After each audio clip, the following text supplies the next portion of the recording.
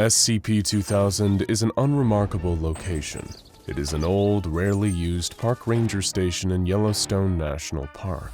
It's in the middle of nowhere, and it gets deliveries of supplies from helicopters and unmarked cars as needed. While a few civilians have attempted to break in, none have been successful, and SCP-2000 remains undisturbed, kept in plain sight without anything seemingly important about it.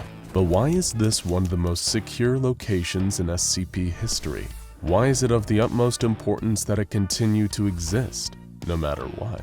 The answer may rest in a mysterious document found in the most unlikely of locations. The Marianas Trench is the deepest point on Earth, and the SCP Foundation has made many trips there to investigate strange phenomena. But what they recovered on one visit exposed one of the most closely guarded secrets in Foundation history. It was a document that had somehow survived at the bottom of the ocean, sealed in a pipe and coated in wax to keep it airtight and waterproof. It appeared that it had been packaged in such a way that it could survive anything, and that's exactly what its writer wanted. She wasn't sure when the world had begun to end, but she could see it coming for a while. She looked out her window and saw all the signs. The seas were getting colder and less hospitable to life. The air was getting warmer every year. Resources were dwindling and the population was increasing. Tensions were rising. And while no one knew just when it would come, almost everyone seemed sure that the world, or at least humanity, would reach its conclusion soon. It was a sinking ship that first really made it clear things were going in the wrong direction. The Disney Magic was one of the world's most popular cruise ships, a favorite vacation destination for families. It was also one of the most carefully built ships, as the company prided itself on safety and had learned well from past cruise ship tragedies. So the world was rightfully shocked when one day it was announced that the ship had sunk while pulling into port. No one knew what had happened, and there was something even more mysterious about this tragedy. No one seemed to have any footage of the sinking. Despite round-the-clock news coverage, all the pictures were of the ship still afloat. That is, until the news companies received a tape. The networks were so eager to play the footage that none of them reviewed it first, and the footage went straight to air. It showed the ship moving along smoothly, surrounded by smaller boats, when it suddenly stopped. It was as if it had been frozen in place, and the footage showed people on the deck of the ship falling over from the abrupt stop. Everything went silent, and then an odd foam emerged from behind the boat. Everyone assumed it was the engine having issues, but it wasn't the engine. It was a massive arm, at least 100 feet long and belonging to an eldritch being just below the surface. It reached up, grabbed the boat, and ripped it open like a piece of tissue paper. The thousands of people on board ran for safety, but there was nowhere they could go. Jets zoomed overhead, ready to attack whatever the thing in the water was. A massive, spiny figure started rearing up out of the water, and then the video went blank.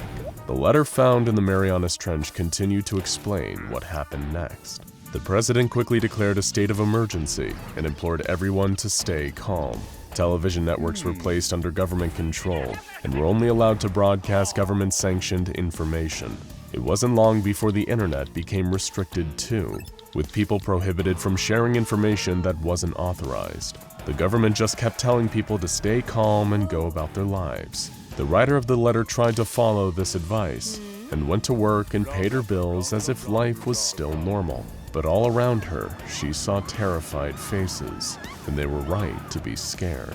This was only the start of the crisis that would soon grip the entire world. More and more strange things started happening, but none of them were tied to the mysterious monster that had been seen emerging from the sea. Towns were evacuated because of rioting, or placed under quarantine after an outbreak of a mysterious disease. Destruction was blamed on terrorist attacks or wildfires. The writer's brother called her to tell her that he had been forced out of his home. The reason was supposedly a wildfire, but he had gotten a chance to look at the fire as he was being evacuated, and there was something odd about it. He could swear he saw a figure of a man in the fire, a man made of fire, and he was moving deliberately. But she couldn't ask any questions about what he had seen because the call got dropped, and she never got to speak to her brother again. It was becoming harder and harder to get any information about what was happening. With most news sources shut down or under strict government control, there were only vague rumors for her to latch onto. People talked about zombies ravaging the north, about people who seemed normal one moment, losing their minds and going on killing sprees. There were whispers of a doomsday cult rising up that was trying to stem the apocalypse through human sacrifices. There was even talk about the ground itself coming to life and eating people. It all sounded like one thing: the end of the world. The letter's writer tried to stay sane, keeping her information intake to a minimum and attempting to go about her life in as normal a way as she could. But it wouldn't be long before the horrors outside came to find her, and they became impossible to ignore. It was early in the morning when she heard screaming and gunshots outside. She could smell something burning and found blood smeared on her window, but she was too scared to find out what was happening. She hid and waited for the noise to die down. Soon the power and heating went out, and her water supply cut off not long after. She knew she would have to go outside if she wanted to survive, and she wasn't prepared for what she would find, or rather, what she wouldn't. Her house was in a flat suburban area without any major geographical landmarks, so she wasn't expecting to step outside and find a massive cliff with the other side nowhere to be seen. Not only did it look like the rest of the world had fallen away, but she couldn't see the bottom of the cliff. It was like that half of the world no longer existed. What was left of her neighborhood had been torn apart, with blood and destruction everywhere, and she seemed to be the only person left. Had she been saved because she hid, or had the others taken the opportunity to evacuate? She didn't know, but all the houses around her had been abandoned. She was determined to survive, and so she took what supplies she needed from the empty homes and retreated back to her own. It soon became clear, though, that much more had changed than just the geography of the world. Time itself seemed to be slowing down. The sun stood still in the sky, not moving from one spot for days. Sometimes a heavy fog would quickly roll in and render her essentially blind. But worst of all, she soon found that she was no longer alone. Whatever had come into her neighborhood now, it wasn't human. The first to come were strange, roughly man-sized metal creatures. Then came the smaller creatures, like the one that looked like a pill bug, but one the size of a cat. This one seemed harmless at first, but then it looked at her and screamed "stop" in a human voice. But this was nothing compared to what came next. Giant blimp-like maggots with hundreds of eyes. They were ferocious predators, landing and eating anything in sight. She was sure with all of these horrors that she must be the only human left. But one day after one of the disgusting blimps passed by, she found someone else. He looked like he belonged to a SWAT team and was clearly hurt. Seeing another human was enough to spur her into action, and she pulled him to safety in her home. He told her that he had been hunting one of the blimp maggots. She told him that he was the first person she had seen since the cliff showed up in her neighborhood, and the rest of the world had disappeared. His response to this was odd, though. He told her that the world hadn't disappeared. It had simply relocated, but couldn't tell her any more than that. She pressed him for more information, and he said that his orders really meant nothing anymore. He revealed that he worked for a foundation that tracked down strange and dangerous creatures and captured them for research and to keep the world safe. But something had gone wrong. All the entities they had been keeping contained had broken free at the same time. It was too late to reverse the damage, and the world had been declared a GH0 dead greenhouse scenario. The Foundation had failed, but there was a plan. There were still people alive, but carefully contained around the world in safe zones. The Foundation had a way to reboot the world, including recreating people with all the memories intact. The Foundation would clear out the dangerous entities, repair the damage, and use their technology to put everything back as it was. This world would be gone, but it would be replaced with another one that resembled itself exactly, with no memories of the horrors that had occurred. This couldn't be done, right? It was impossible to sweep all of this away.